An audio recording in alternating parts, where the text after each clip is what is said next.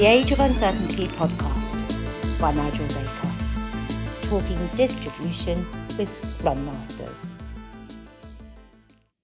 Welcome to the latest episode of the Age of Uncertainty podcast. This is the Q&A workshop with a range of Scrum Masters talking about distribution, remote working, and various related, and not so related concepts. It's about 30 minutes. Again, apologies for the video. What I've done is zoomed in on the relevant speaker during it, so it can be quite a low bit rate. Don't worry, it's not your connection. The world's not falling apart. It's just the original source data. Let's open it up. Let's have a chat. Anything there you thought controversial or you wanted to discuss further, go into more details on? Or? That was really interesting, Nigel. Thank you for that. I'm start off by picking up on quite a small point you made in there, but something that a couple of us were talking about earlier today. So it's sort of front of mind for me. The Daily Stand-Up or the Daily Scrum, you're talking about how naturally it will become a little bit longer with everyone at home, and that's absolutely what I'm seeing in practice the last couple of weeks, is that people aren't naturally reaching out to the other people in the team, and so that daily stand-up is very much when they get their updates or when they ask their questions, and so inevitably that's taken a little bit longer. My instinct as a Scrum Master is to sort of say, look, let's keep it snappy, but also allowing, sort of recognizing that that's what's happening. Is there a line to draw? Where is that line, or do you just let it go? Well, what I try and, so in terms of content, like human content, I tend to have a rule of thumb, which is if it's like if it's a yes or no answer or a one-line answer, I let it flow in a scrum. If it gets into a debate or a back and forth, that's when I say, let's take that offline. That needs a bit deeper. But what I tend to do is open up the call a bit earlier. So let's say it's a 9:30 call. I open it at like 9:15 or 9:20, and as we roll in, that's when we get a bit more of that human, naturalistic talking, which is actually what Scrum's really about. So we have that little 5-10 minutes of a chat. Hey, how are you doing? Gosh, did you see they cancelled the Olympics? Oh man, how am I gonna teach my kids algebra? I couldn't do it myself. That type of stuff happens at the start, and it builds that little bit of rapport, that little bit of relationship, and then the call starts properly, so to speak. The event happens from the actual 9:30 box onwards. So that could be a nice little thing to do, have a little bit of human time at the start. I've got one of the people on one of my teams is he's a bit of a talker, and so it's very much a one-way interaction. And so if we were face to face, I would say I think we've probably gone into a bit more detail. But I'm sort of recognizing that if he or she isn't allowed that opportunity to talk during the daily stand-up, then that's probably the opportunity for the day gone for him. And so instinct is let's close it down, but at the same time, I don't really want to be that guy. Well, people have, that's where the 5-minute rule we were talking about earlier on comes in. The idea of the 5-minute rule. If it starts going over, then I would probably set the rule of the Scrum to be myself. The first 10 minutes are just free chat. If someone wants to rant for all that 10 minutes, I'll just let them do it. That's the way life is. But if it got into the actual Scrum content, I would sort of step in a little bit as a facilitator, maybe. These days, a lot of what I've been doing is having offline conversations. So I tend not to facilitate the Scrum itself. So let's say someone talked too much. I may let them do it and just have a chat afterwards, and see if they noticed it. Because if I keep stopping them every single day, they're never really going to learn. And it's also a bit infantilizing if you're not careful. So one thing I would do is I would just say, okay, they spoke for 10 minutes, let them go for 10 minutes. But then after the Scrum, say, cup of coffee time, how do you think it went? Yeah. Because they may have spotted it themselves. Like I've had it before where they've gone, I know I spoke too much. I know I did. I didn't mean to. I just got embarrassed. I got carried away, or I was shy. And I'll just say, great, okay, how are we going to handle it? And they'll say, oh, just give me a look or something. Or just, what's that? That's like, I need the toilet, isn't it? Sign language or something, isn't it? I think. Just give me the sign language sign and I'll know. And so they start rambling away. You just go, oh, okay, yeah, that's fine. Sorted. Things like that, just having a chat about it. Because otherwise you could facilitate it every day and the behavior keeps happening. But if you have a conversation about it and help them catch it themselves, people... What do they say? People improve most when they solve their own problems. So if they can catch it themselves, it's more likely to stick as a behaviour. I was just going to say a little bit similar to that. But what came out of a bit of our retro today was, it wasn't people talking too long in daily stand-ups, but a lot of people are finding with Zoom, they're just completely getting inundated all the times with chats or calls, and they're actually spending more time trying to answer all these queries. Whereas in the office, they wouldn't have that. They would have an email, or they would wait until they saw them in the next meeting. And so they actually feel like they're being less productive because they're not getting anything done. And so we're trying to find ways now where we're kind of finding, like you sort of were saying, times in the day where we're saying, okay, put yourself as busy and try not to interact in that. So it's a bit of the opposite, really. Yeah, be interesting. Yeah, I could imagine like people sort of syncing up their daily calls, saying, "Hey, we'll have like a 9 a.m. scrum, but we'll have one at lunch and have one at 5 before we go home or something, or go home, but walk downstairs to the kitchen."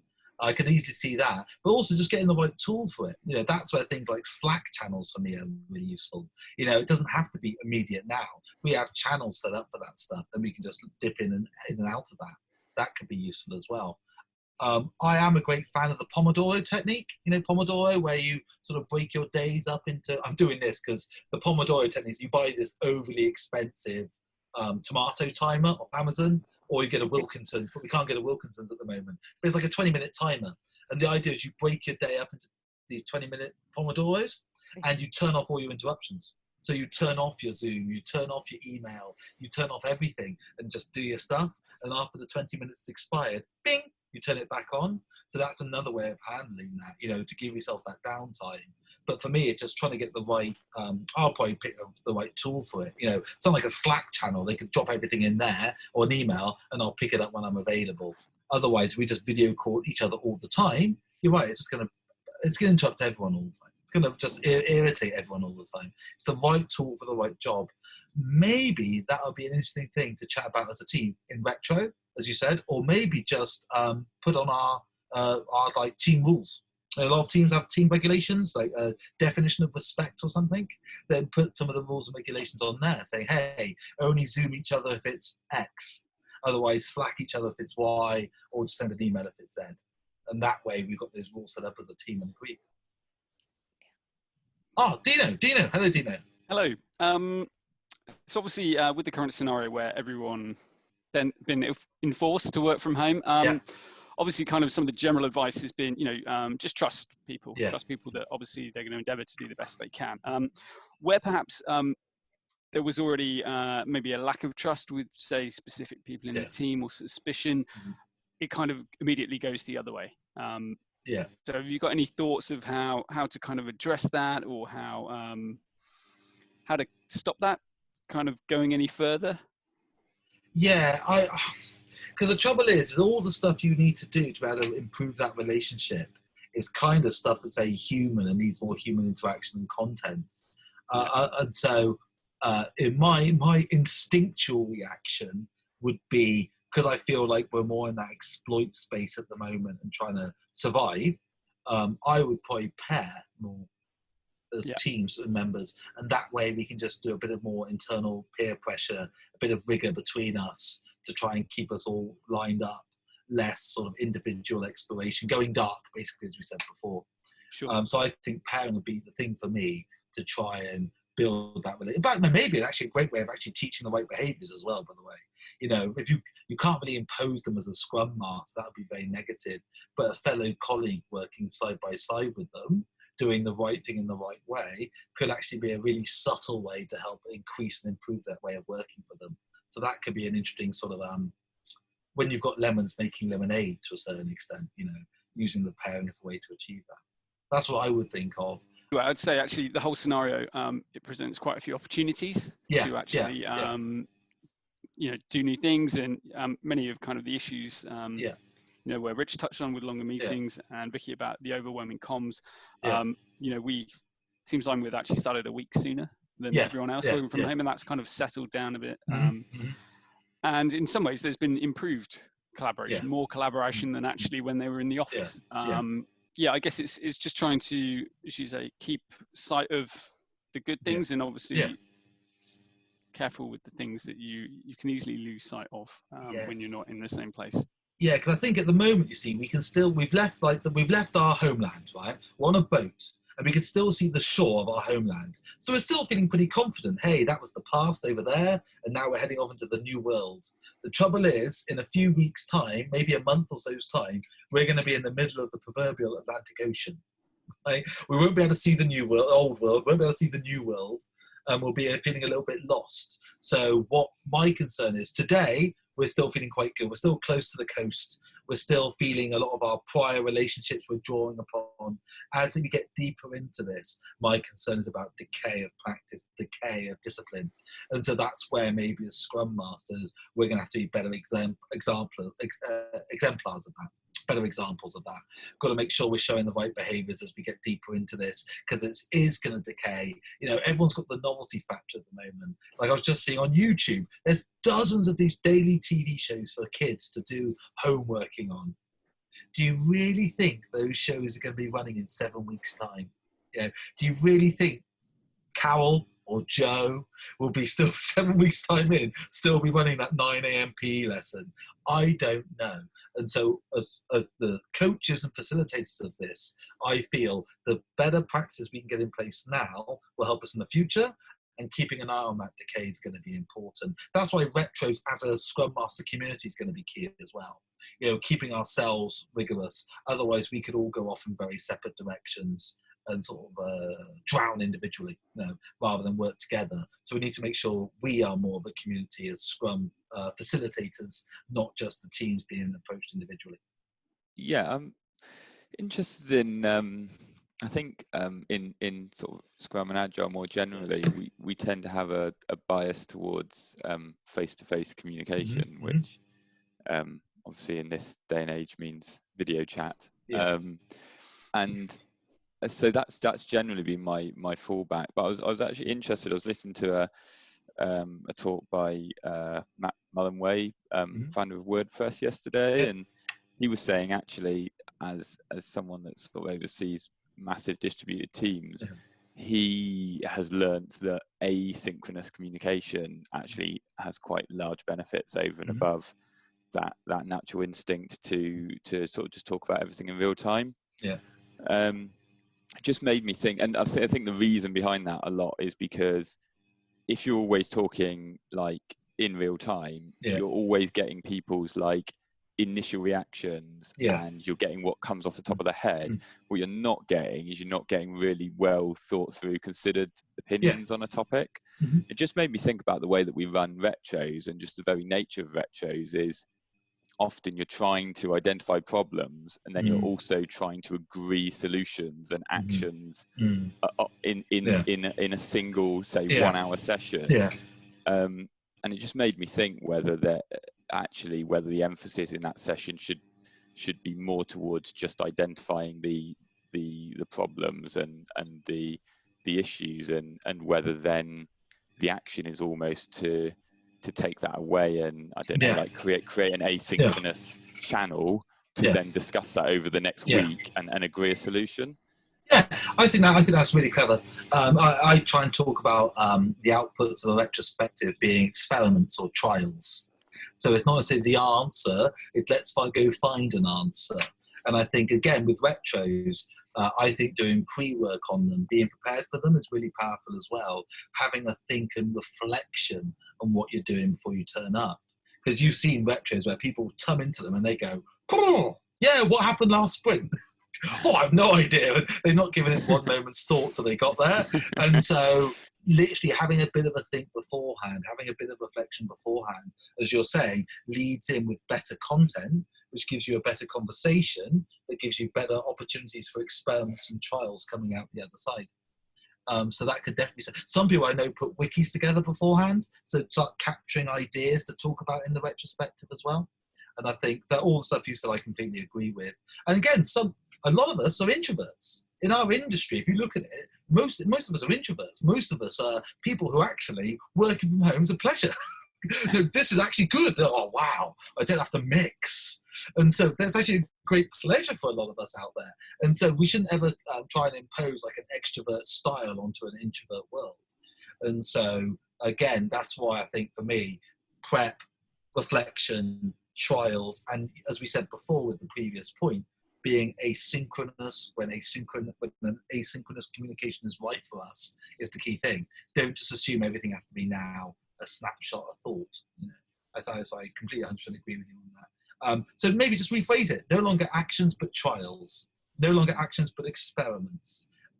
Leading into it, what evidence do we have? Bringing evidence to the retrospective. These are all ways to get people to think about it, not as a sort of a square lump. That's supposed to be a square, by the way, but more of a sort of normal distribution. That's not a normal distribution either. But the idea being more like this, less like square. Let's have a look. Oh, hello, Matthew. Yeah, me again, I'm afraid.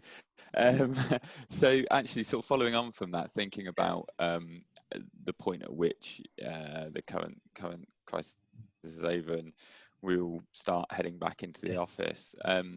There's actually some things that have become easier being fully distributed. I mean, I'm in a situation where I'm working with most of a team that's co-located and a small part of the team that's distributed. And I found actually in that situation, it's quite difficult to keep distributed workers engaged and involved. Yes. For a whole range of sessions. I mean, it's in a lot of cases, I'm afraid it was a case of the added value of having them along was outweighed by the disruption that caused. So I was just wondering whether, I mean, I suppose it's largely a technology problem, but I feel like it's probably partly also a facilitation dilemma as to how do you facilitate good sessions where 80-90% of the participants are co-located and 10-20% are distributed, or is the best solution and only good solution to just bite the bullet and go just say, well, this meeting has to be online because at least one or two participants are online? I've no simple answer for that. Two I've done, so I have made everyone be online and have the same experience. The idea being, I felt it was, and then again, I'm not sure this is the right thing to do as a facilitator, but I felt it was more important to have those people feel genuinely equal, rather than some people have more privilege than them and have a better experience than them. So that was my own personal choice. I know I just feel we should all have equality here. And it makes it slightly worse for those of you sat together, I know, but then at least we can all contribute equally, rather than people sat on the proverbial end of the spider phone feeling very much like a second or third class citizen. But it can come back right to the start. If you remember the advice we said, which we can't do at the moment, but maybe we can do in the future, which is take advantage of your shape. So if people are working separately, can they do something quite atomic that doesn't require a lot of interwork, so they feel like they've got ownership of their own little thing, their own little baby? Maybe that could be something interesting to do, so you utilize that shape. But generally, I try and virtualize it and give us all the equal experience to contribute, especially in things like planning and retro, so planning and retro, so they feel like they're an equal member. That's what I've done. So obviously, when you're going through your slides and everything, you said with distributed teams, whether they're in different regions of the world or whether even in the same place, and they're going to have different working patterns. I've got kids, so compared to a colleague who doesn't, I'll be on and off throughout the day. Do you not find though that when certain people's working patterns align more, that ultimately they end up working closer together? So like last night, saw a couple of people messaging at say 9 o'clock because they were the only people in the team online. Do you feel that is a good thing or a bad thing? Because you ultimately end up kind of people naturally going into, oh, maybe they'll pair, but actually then the whole team loses kind of sight of everything that's happening. It's being done in smaller little groups. How do you deal with that? I would chat as a team and come to a decision as a team. So if we don't mind that happening as a team, we can let it fly. If we do mind it happening, I would try and step in. Because I see pros and cons, again, to these things. I do remember when years and years ago, I once got an email at 11:30 at night, I think on a Friday, telling me some bad news from my new boss. And I was very peeved with this. So I replied back, I think at 2 a.m. I had been out, but I hadn't been drinking. I had not been drinking. But I applied at 2 a.m. And CCing in our boss's boss, and our boss's boss replied at 4 a.m. Right? Because he was up. And this is not good. It felt like a case of like, I'm working hard, well, I'm working harder, well, I'm working hardest. And it wasn't really what we were aiming for. And so if as a team, if some of us feel a bit put out by those late night, those Slack messages, because we're putting our kids to bed, and we feel, oh my God, I don't want to be left behind by the rest of the team, then as a team, we agree we're not going to do that stuff. We're going to stick to these hours. But correspondingly, if you've got a colleague who says, look, I don't care. Do whatever you want at night. I'll read them at 9 a.m. as long as you're fine with that. But you do whatever you want in the evening, then they will do that. But make sure the team are happy with it. And when I say happy, I don't just mean don't say anything. I mean actually do some sort of active voting on it, the famous fist of 5, and see how people actually feel about it. Because it could only take 1 or 2 of us finding that. Because what could be convenient for a couple of us, some of us could look like unpaid overtime, 2 a.m. in the morning or something. So yeah, I would talk with the team myself and see what they think. Anything else out there? Selena. Hi, Selena. Hey. So you mentioned there about cultural references and trying to be careful with that. I guess this is kind of an interesting one, because in kind of the ethics bit that you mentioned, it was, I guess, being polite and politeness as a concept is quite cultural. And I know that some of my colleagues, some of my teams will say, oh, well, he's quite abrupt when he speaks. And that is just, sometimes it's a cultural reference. I know that kind of being Spanish as well, what I consider to be abrupt isn't sometimes the same reference as an English person. Or a Polish person, or what, whoever you're working with. Is that something that you would normally address as a team? Yeah, I would. Yes, definitely. So I tend to, we have like definitions of done and definitions of ready. I tend to put together team norms and things like that, and sit down and talk about it as a team and discuss it. Because the old joke is like, those are the English to American translators. When an English person says interesting, they can mean everything from that is the most interesting thing I've ever heard to that is the least interesting thing I've ever heard, and anything in between. I do a lot of work in Ireland where they use the word grand, and grand means everything. Yeah, grand. It's grand. Oh, it's grand. It's grand. It's grand. Grand. It means everything. And so I would sit down as a team and discuss that. I did some work in northern Israel years ago, and they were so at each other all the time. But it was fine. That's the culture of the team. There was lots of finger pointing and waving and shouting, but they were all happy with it, right? As an Englishman coming from abroad, I was a bit like, I can't handle this. And so what I would try and do is just sit down and discuss and just point it out. Some people don't even know. They don't realise they're being abrupt. I have a very terse email style. So though I'm nice and chatty in real life, when I email, I'm quite sharp and short emails, or posts online. So I can look a bit of an ass. I don't mean to, it's just my style's quite, but I never knew it till someone pointed it out to me. So I was like, oh, I never knew that I wasn't meaning to be rude, I just never knew. And so what I had to do was then sort of put all the nice smiley faces and everything. I just watched my own face go contemptuous. It's like smiley faces and all this other stuff around it, but just knew how better to communicate to each other. And so I just explain it out a little bit, and we reach a level of agreement so we all understand. It's that common language stuff as well. Remember we spoke about like the ham radio people, they have common terms exactly for that. I remember, I can't remember, my mum and dad used to use 73. I seem to think meant something in ham radio. It meant something like kind regards or something like this. But it didn't matter if it was regards, kind regards, sincerely, faithfully. It just meant 73, which meant to all ham radio people across the world, like, basically. And so just agreeing that as a team, I think, could be quite good. Because what people may think is a bad relationship could just be a language barrier. You had obviously your circles with the different technologies, and obviously in this situation, technology plays a really important role. What do you do in the scenario where, let's say, you haven't got the right technology for the job that you want to do, and it's you haven't really got the understanding of why you need that technology. Do you kind of do as best you can with something else, which could actually become quite painful and quite a bad experience and bad for the team? So, trying to do event storming with the Zoom whiteboard or something like that rather than using Miro. Or do you kind of just protest and just kind of abandon those things for that moment in time where you don't have a tool to do the job? So I always remember, so it's slightly different. I did this thing years ago called Crucial Conversations. It's like a famous book. There's millions of copies sold about how to have difficult conversations. But in there's something I believe, and again, this is where my memory may let me down. I believe it's called the fool's choice.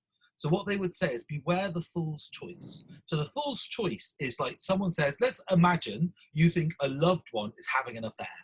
Now, I have no idea how they're doing that at the current crisis, but let's just pretend at the moment you feel a loved one's having an affair.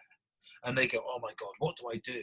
Do I confront them about the affair and maybe find out it's true and lose them?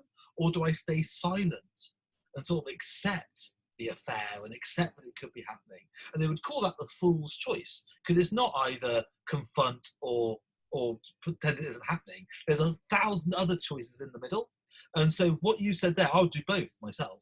I would be, what's the strategy? Moan and groan. Challenge the organization. Now, as an individual Scrum Master, you can't change the world, but you're like one antibody. One antibody can't do much. But if a lot of you get together, you can start challenging the status quo. It's like the Frank Sinatra song. I think it's Frank Sinatra. High hopes, he's got high hopes. Ever heard that song? It's like there's a little, I can't remember the exact song, but it goes something like, hey, see this little ant? He's trying to defeat this big rubber tree plant. How's this little ant going to defeat the rubber tree plant? Well, lots of ants work on the rubber tree plant and it falls over. So it's that type of mentality. So first I would moan and groan nicely, constructively, but groan to get the tech. But also I'd never confuse strategy with tactic. And I'll say, okay, the strategy is moan and groan. The tactic is, what can we do today? What can we do today to work around it? Do I need to do FaceTime with 15 of my colleagues on my phone? I'll do anything like that. Like the Zoom whiteboard you said before, it's not great, but it's a starting point. I'll do that whilst groaning, and that's what I'll try and do. But also it gives you experimentation for options. So you may not know the right choice at the moment. You may actually need to try a few things out in the background secretly or slyly to find the right answer for the organization. Because the worst thing would be moaning and groaning and cursing to get the business to buy a license for something, let's say, and they buy some big expensive license, and then you realize, oh shit, this isn't very good either. Here's the wrong one. And so that gives you that sort of idea of tactically trying it out, different experiments. And again, as different Scrum Masters, you could all try something differently. So you don't have to waste all your goodwill or your karma trying 8 different things. Your team just tries one, but like Richard's team tries another, or someone's team tries another. And then you just feed back to each other. And when you do that, then that gives you a wide breadth of experimentation at low cost and low, I always call it karma. You don't want to blow your karma. You've got this goodwill with the company. You want to keep that slightly cultivated. So if you each spend a little bit, you're okay. That's what I would do, something like that. Any more? I just had one last thought. Oh, okay, actually, if that's all right. There we go. And it was just to do with one thing you said in your presentation about the mute button. Yeah. Which has actually been a subject of debate in my team.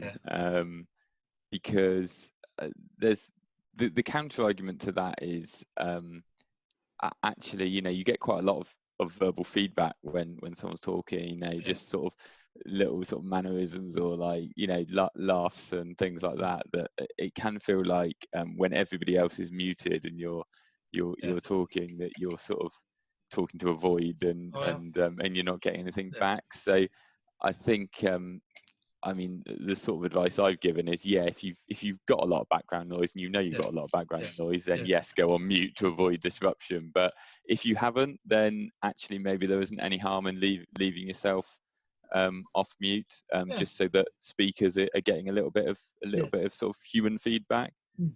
There's 2 things about that straight away. So earlier on, when I was giving my little presentation, a lot of you were on mute. I made a little joke and I saw a few smiles, but I heard no laughs. And that was like, oh, crushing. Yeah, but that's exactly. different. So, but there's different, again, we're thinking about the type of conversation you're having. So if it's like me and you like this, we don't need to be on mute, we just take turns, it's easy. Maybe 2 or 3 of us, it'll be fine. When you get to 8, 10 or 12, right, all of a sudden it gets more difficult as a conversation piece. So one of us goes, that's useful between you and I. But if there's 10 of us doing that, it's going to be loads of noise. And so again, thinking about the type of meeting you're having. So in a presentation, everyone's on mute. In a one-to-one or 2 or 3 dialogue, we wouldn't be on mute. It's like daily scrums, we can keep it all quite open. Something like sprint planning, though, you may actually have to keep it open quite a lot because it's all about discussion. Retrospectives keep it open quite a lot, but in reviews, people have to shut down. Else there's going to be like 15 or 20 of us making a lot of background noise. So it's not like one size fits all, but just generally, okay, 2 things. Number 1 is, it only takes one person's background noise to ruin everyone else's experience. One bad apple rots the rest. But I can see your point, because the trouble is, a lot of people use that mute button in real life. You have a retro, you have a review, sat together, and everyone sat there.